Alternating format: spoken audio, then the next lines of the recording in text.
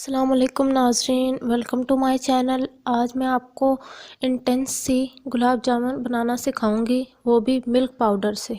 सबसे पहले हम बनाएंगे गुलाब जामुन की डो। सबसे पहले हम लेंगे एक छोटा सा बॉल, उसके अंदर हम 1 कप मिल्क पाउडर ऐड करेंगे। मैंने नीडो का मिल्क पाउडर इस्तेमाल किया है।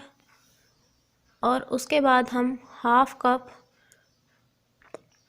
मैदा डालेंगे और फिर इसके अंदर 1/2 table spoon baking powder add कर देंगे। इस चीज़ का ख़ास ध्यान रखें कि बेकिंग पाउडर जो है एक्सपायर्ड ना हो। अब हम इस तमाम मिक्सचर को छलनी की मदद से छान लेंगे।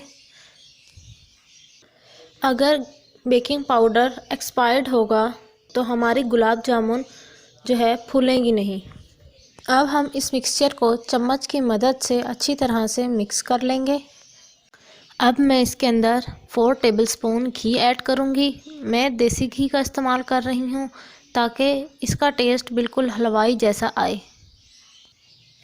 अब आप वीडियो के आगे जितने भी स्टेप्स हैं उनको बहुत गौर से देखें ताकि आपसे कोई मिस्टेक ना हो सके। हम अब घी को अच्छी तरह से इस मिक्सचर के अंदर मिक्स कर लेंगे। मैंने स्पून का इस्तेमाल किया है मिक्स करने के लिए, आप अपने हाथों का भी इस्तेमाल कर सकते हैं।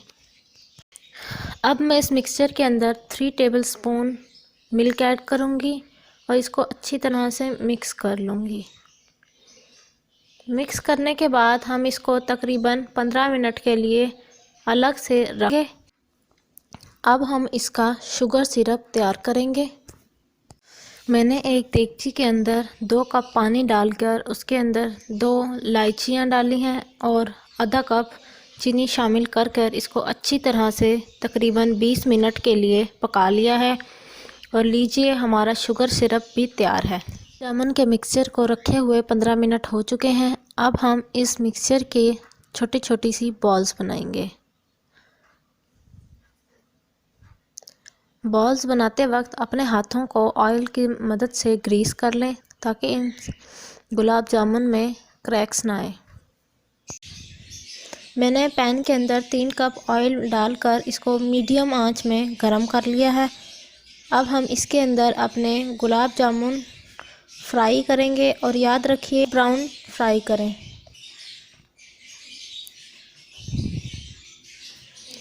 गुलाब जामुन को फ्राई करते वक्त आंच को लो कर लें। ये हमारे टेस्टी से इंटेंस गुलाब जामुन तैयार हैं। मैंने इसको शीरे के अंदर डिप कर लिया है। तकरीबन 2 घंटे के लिए हम इसे शीरे के अंदर डिप रहने देंगे ताकि शीरा गुलाब जामुन के अंदर अच्छी तरह से जज़्ब हो जाए। उम्मीद करती हूँ मेरी ये वीडियो आपको बहुत पसंद आई होगी। प्लीज़ मेरे चैनल को सब्सक्राइब करना मत भूलिएगा। अल्लाह हाफिज़।